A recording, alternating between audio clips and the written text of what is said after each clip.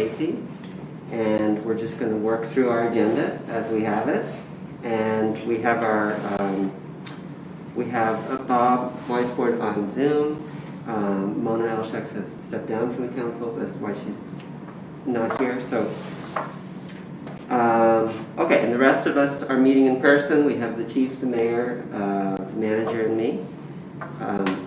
So we have the June minutes, which we could accept, or we can not because of the quorum. Unfortunately, because lack of quorum, we'll have to table that to next month. Okay. All right, so we could start with the status of command with the chief. Good evening, everybody. Thanks for having me, as always. Just the only really updates I have are about training. But before I get into that, the status of command report I submitted last week is obviously for tonight's meeting on August the 4th at 6:30 p.m. The only update I have in terms of personnel is with the officer that we currently have on limited duty will return to full duty effective Monday, August the 9th. So that's the only update there. As we move down into past fleet, I will actually jump on the status of command report just to let everybody know. Our 2014 Dodge Charger, unfortunately, was hit by a truck in the parking lot while it was parked and unattended, and we have to get that to a body shop after we file a respective claim. That's the only jump around on the agenda I wanted to do there for the status of command report. Just to let everybody know, moving past fleet. The updates for the MPO section annual certifications, not that this is even MPO, but we do throw some training information in under that stuff, is we still have our firearms training, which are part of MPO annual certifications, still currently in progress. We're expecting to finish that very soon. The majority of us are already trained. We just have a few more officers to go. Actually, I think it's 2. And then emergency vehicle operations are currently in progress and being scheduled at the Montgomery County Public Safety Academy. So those are the only highlights for that section. Moving down into other training certifications and information on the status of command report, the one thing that I would like to highlight, Rob, that you always ask about is we did increase by 23 hours on coverage from Lower Murray in July versus that of June. So June was at 121 hours roughly, and July was roughly at 144 hours. So it was a 23-hour increase. That's basically due to summer vacation period scheduling. Nothing unusual. It has very little to do with the officer who was injured because there's another officer within that platoon. So that's really not much of a factor. The MOU, just moving down, Lower Merion Township wanted one change requested. That was accepted into the doc. And basically, we're moving forward with that, and we'll keep council up. Samantha and I will keep council updated, and she's going to... Yeah, just a quick side note to that for the benefit of the council members here. For the council agenda on August 18th, that change will go to council to vote on. But as the chief mentioned, it's a very minuscule change. It's more of just a wording sort of thing. But because it is a content change, council does need to approve it. Okay. Yep. Thank you, Samantha.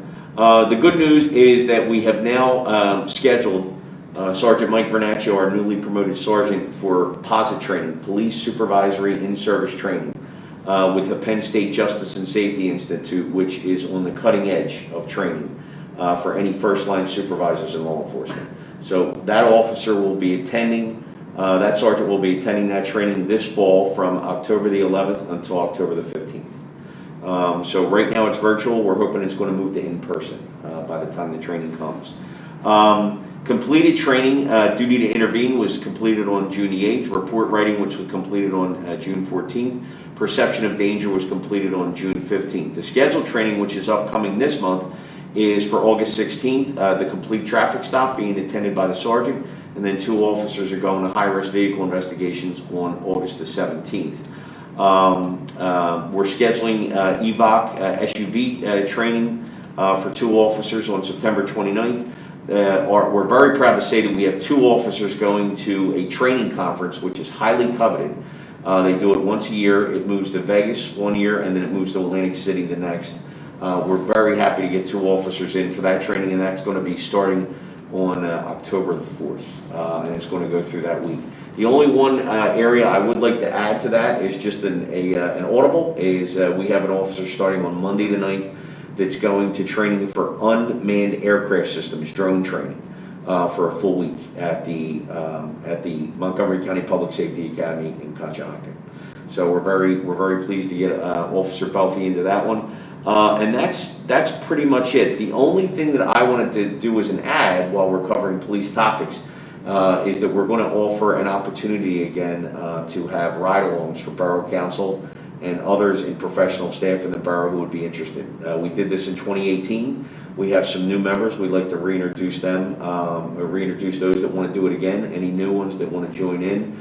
I think it's a great opportunity, and in addition to that, it's also an opportunity to get connected with the officers on a one-on-one basis, understand what they do, and see the challenges that they face, and the information that can be shared. And it's also a great eye-opener, and it lets you see the borough from a different perspective, and it's really, and we're offering that obviously to the new borough manager, Samantha, as well as Michelle, if she wants to join in, and if anybody wants to do it, we're going to be talking about that more, and having more correspondence about that as we race towards our next meeting on August the 18th.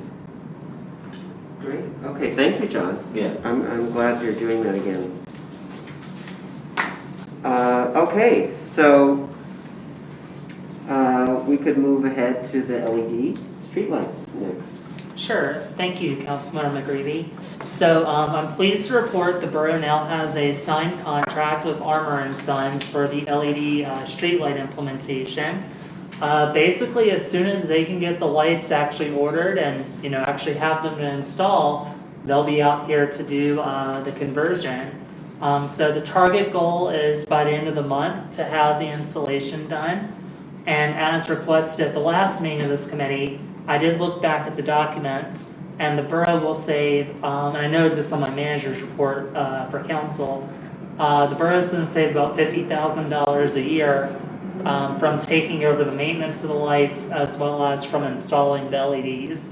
So the LEDs will cost us about $150,000. So in 3 years, we'll have it paid off. And I think, 3 years, I've never worked in the private sector, but I would imagine, 3-year return on investment on anything is a pretty great time frame. So, What's the anticipated length of service of these LED lights? yeah, so the LED lights have a warranty for labor and parts for the first year, and then they have a warranty for parts. I had to double check either for the first 5 or first 10 years. Mm-hmm. And generally LED lights are expected to last anywhere from 10 to 20 years. So it's a substantial savings for the borough. Yeah. Yeah. Yeah, far less maintenance costs and far less electricity costs. And just as a follow-up real quick, if one of these LEDs, if the LED does seem to have a problem, do we have a source to go to get it repaired? Or? So like I said, the first year it's under warranty, so Armour & Sons would take care of that. After the first year, the borough would need to select who they want to be the maintenance vendor for the streetlights. I'll kind of strongly suspect, if Armour has been doing it for a year already and they put them in, we'll probably want to continue with them. Okay. But we can look at our options. Okay, great. And Samantha, just so everyone's aware, they do have like a little dimmer on each one. Yeah. And so that if anybody's complaining about the brightness, they have in that first year they can still do some fine tuning on different places. I think that they're also not set at 100% brightness, so if there's certain streets that we want more light on, I think there's somewhere.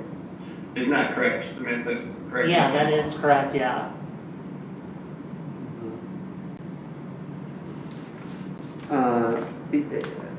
Yeah, I wonder. That's. I'm glad you raised that. I wonder if there's a period when, a limited time frame for making those adjustments. We could ask them. I think we can do it pretty much once they're installed. We can change the brightness whenever we want. Okay. Yeah. Do we want to set up a way for if the public wants street lights in front of their house dimmed or something a little bit to to ask for it, or do we have a system Yeah, I for think- adjusting that? I think it should almost be treated, I mean, I think it should come to this committee. I don't think it should be like Mhm. necessarily one person saying, Right, is the light right, bright enough exactly, or not? Yeah. exactly. I think between the, 4 or 5 of us here, we can make Mhm. those decisions. Maybe we should set up a procedure for if somebody has a complaint, so it can be funneled to the right place. Yeah, I've definitely seen other towns who have stuff like that, so I'll get an example from another town that makes sense, and I can present that at next month's That makes meeting, sense, Karen, yeah. if that's okay with Yeah, great, thank you. Okay, so we have new streetlights coming, and they will look different, so everyone's aware, like the light will be, LED. it'll be LED, and so it'll have a different look at night, and it'll take some getting used to for all of us. But we are going to be saving money and using less electricity, so we're very happy with that. Okay, so how about pest and trash control, which we have next? We talked about this last time. I don't know if there's anything more we want to add to that. So I guess if I may, Yeah, please. so I did prepare a memo for the committee on that subject. But basically the main thing I want to highlight is that I am meeting next week with our contact person at Republic to talk in general about expectations for trash service and trash pickup. I mean, missed pickups are they're a fact of life, they're going to happen, but trying to minimize them as much as possible, as well as ensuring that they're taken care of, because our contract does have provisions about response time to missed pickups.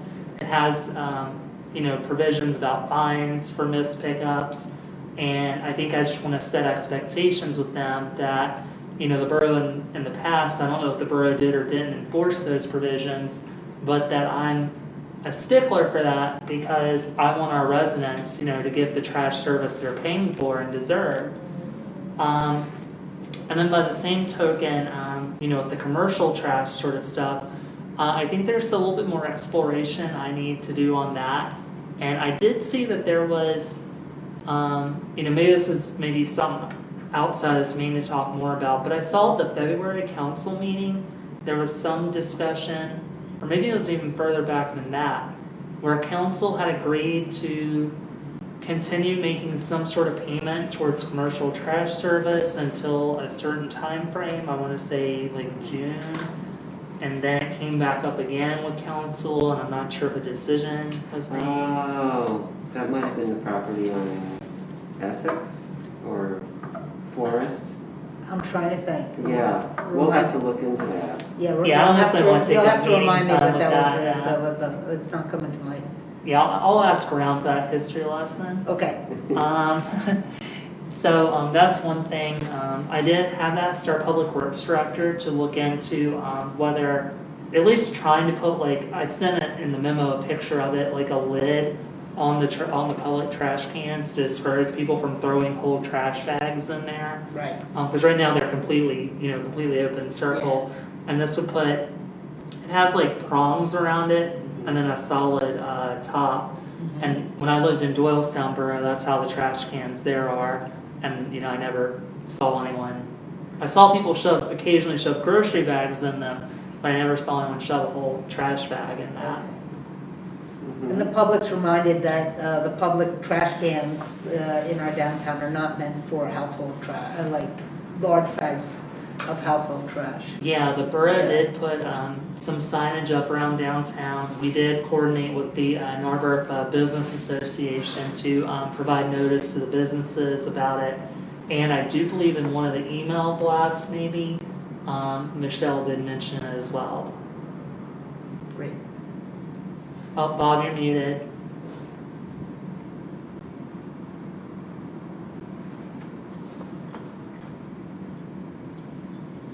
Go ahead, Bob. Did I you? still did you can't wanna- hear you.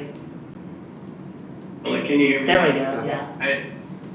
I don't know what you last said about the trash, but, I think the mayor spoke to this at the last public meeting or at another meeting, about the problem of some of the commercial businesses on North Narberth Avenue and Haverford Avenue using the public trash cans, as well as some of the residents who live above the commercial businesses. And you know, I see it happen pretty much on a regular schedule. There's certain nights when the movie theater definitely is putting their large bags of trash into the trash can at the post office or in front of their place, or maybe they think that it's being picked up or something, so they think it's a reasonable place to put it out. But there's some way of some kind of enforcement or notification to the businesses, just so that you may have already done this, Samantha, and I forgive me for repeating it, but they maybe just need to advise their employees not to do it. You know, or that's good reminder. Maybe they need instructions on where the dumpsters are again, or something like that. Well, recently, the Narberth Business Association put out an email to the businesses, although it's a good point to know whether they went to all the businesses or just the member businesses. Well, also, I yeah. hate to say this I- about anyone, but it could be there are certain people who, even if you tell them the rule, may be doing it anyway. Yeah. So, Yeah, I don't know if the movie theater's a member of the business association. Yeah, exactly. I don't know if they. yeah, I'll check with the borough's code enforcement officer, because I do know he had been doing some investigation on that. So I'll check and see where that's at and, you know, what's going on with it. I know that I have personally gone over to the movie theater and spoken to them about where to put their trash. So they're aware of it. Yeah, and I think it's more like they have some employees that just do it, you know, and there's no consequence for them. Right. Also, there is a day of the week, I think it's Tuesday, where the businesses, like including the medical practices and on North Narberth Avenue, put their trash out on the street for pickup. Is that correct? That it's Tuesday? Not A that I'm different day aware of of. the week? It shouldn't be a different day of the week. No, I'm not aware They of may that. be doing it, but I don't know if that's really what, that's not, you know, So that's, they don't have a so special pickup day. Next time I see it, I'll let you know what I'm seeing. Yeah, please do. Yeah. Yeah, okay, so, related to this, at some point, this committee with the manager may want to discuss, you know, additional resources for the inspector. Right. You know, I'm just thinking about, because as a committee over the last few years, we have put in place several ordinances and strengthened, you know, the regulations around, you know, building safety, trash, you know, lots of different things. And it takes time, you know, it takes more time to really enforce all these things. So that's something that maybe we could have a conversation about at some point. That's really good to know, because actually, you know, I do plan later this year bringing proposals to this committee that I've started talking about with our existing code enforcement officer about in terms of commercial fire inspections, rental registrations and inspections, things like that are going to require, you know, time and effort. So that's, yeah, I'd certainly be up for that conversation. Okay, great. So next we have, on the agenda, we have some traffic complaints, and I don't know if we want to, Samantha, I defer to you, if you want to work through these or talk about the process. So ultimately, you're the chair, so I'll defer to what you want, but my recommendation is going to be that since we haven't finished up with the process, I don't know how productive of a conversation we could have tonight. Mm-hmm. So my recommendation would be to table those 3 items Mm-hmm. for next month. Okay, yeah, let's do that, because we're about to begin this process, and all 3 of these will be addressed that way. Exactly. Very quickly, we'll find out how well the process works. Okay, right. Should we talk about the process? I see that here. Do you want to, are there any updates about the process? Sure, we can go ahead and talk about Okay. that item. Chief, do you mind speaking first to that? Sure, no problem at all. So there's a couple options and alternatives we're looking at. So recently I had a conversation with the Chief of Police of West Conshohocken and Barrow. They are using something called radar signs for count, direction, number. in terms of traffic counting devices. I'm going out there for an on-site visit next week just to kind of get a gander at it to see if it's going to be conducive to our needs. In addition to that, Samantha and I have been talking extensively about this and what we want to do to streamline this process to make sure it's just raw data and we just basically present it. And I certainly agree with that. And so there is the other option. The next thing I wanted to talk about is last night on the 3rd, I had an opportunity to speak to the sergeant from traffic safety from Lower Merion Police. And great guy, knows what he's doing. He's been there for a long time. So he recommended I speak to a certain officer in traffic safety about coming over from a demo from Lower Merion to see what's conducive to our needs in terms of this area. So I think we have a couple different irons in the fire that we can look at as choice for what we want to ultimately decide on. So right now we got two things coming at us that we're going to look at, and we're hoping we're going to make a decision. The nice part is that Lower Merion, I think, is going to be willing to come and provide a demo for us of their device to see if it's something that we would want to direct ourselves towards.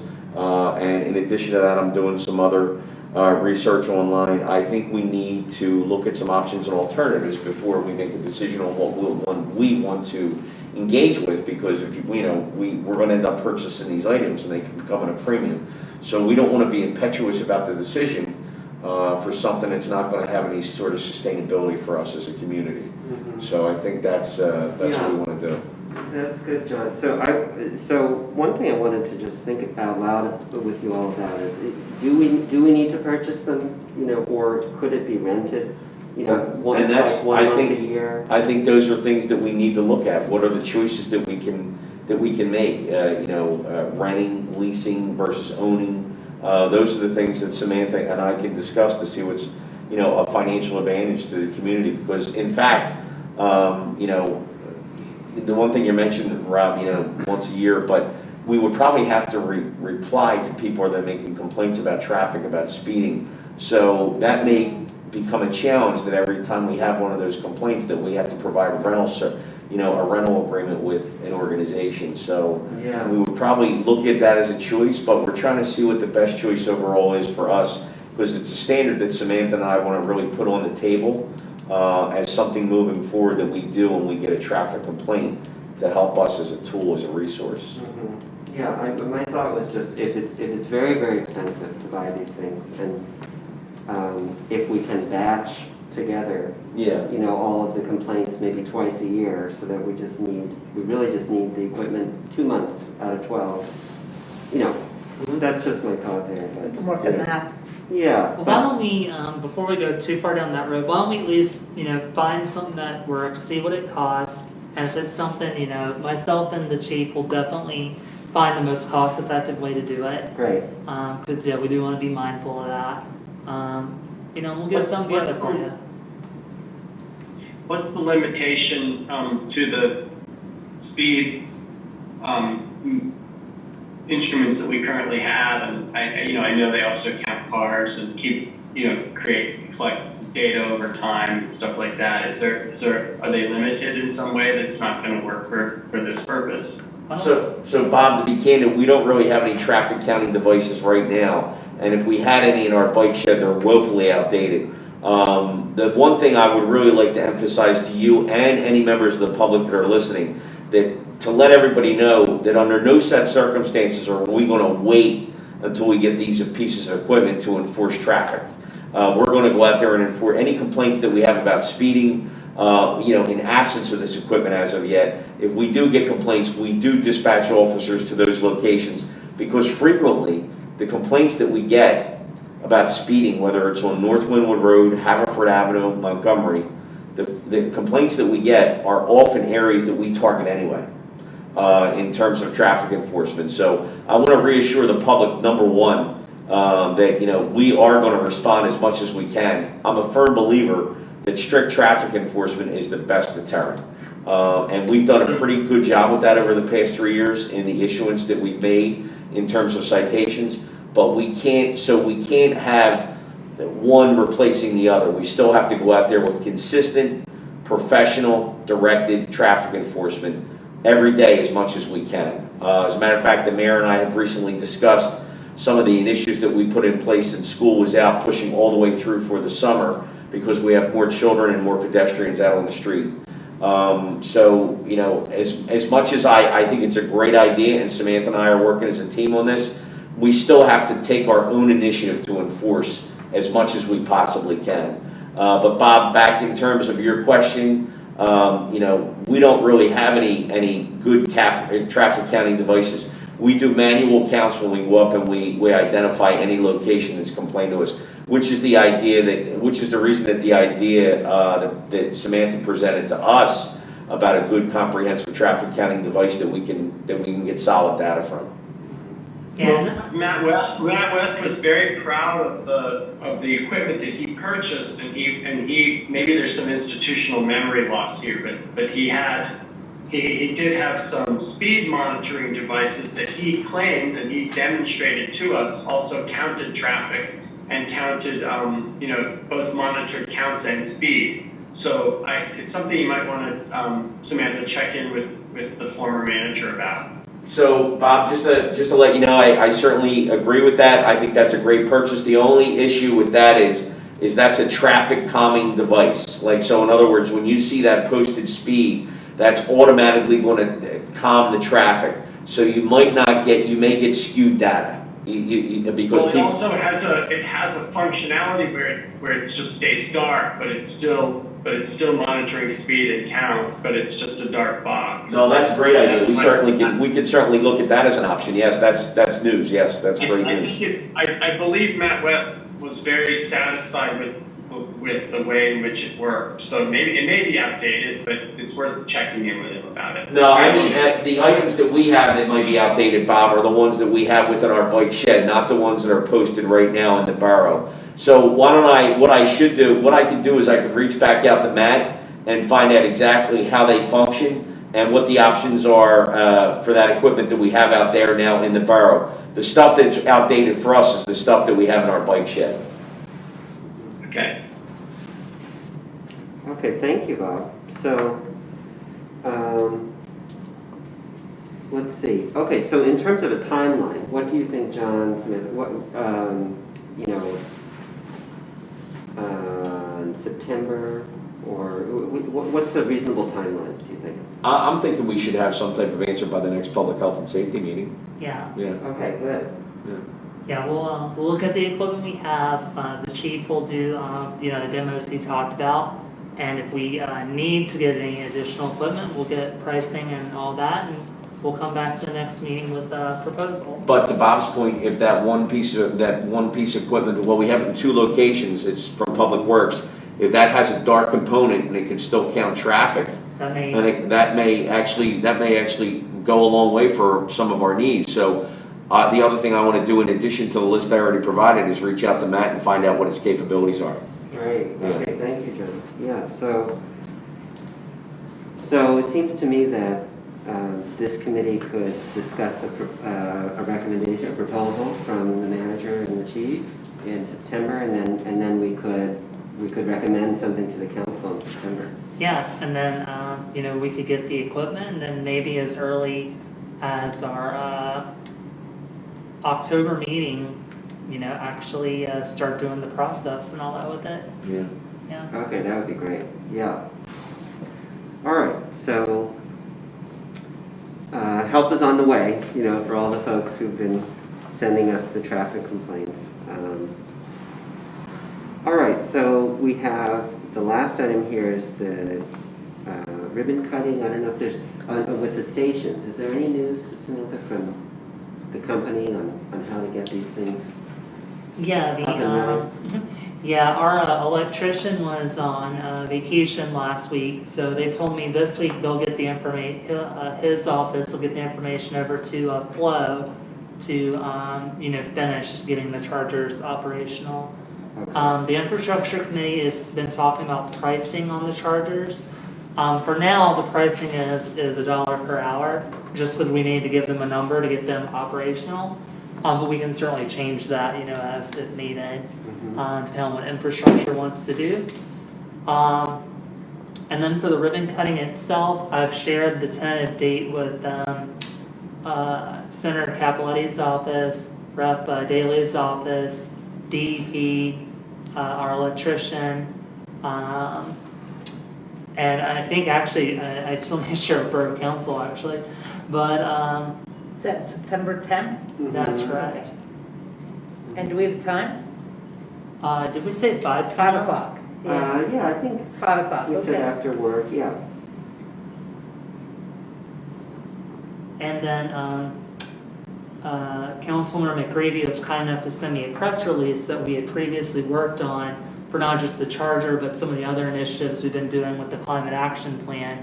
And so I've asked Flo to contribute a quote to that press release, and then I might make a couple other tweaks, and then I'll send it back over your way to do a once over on, and then we can get that out there, you know, to announce the ribbon cutting and everything else. Okay, sounds good.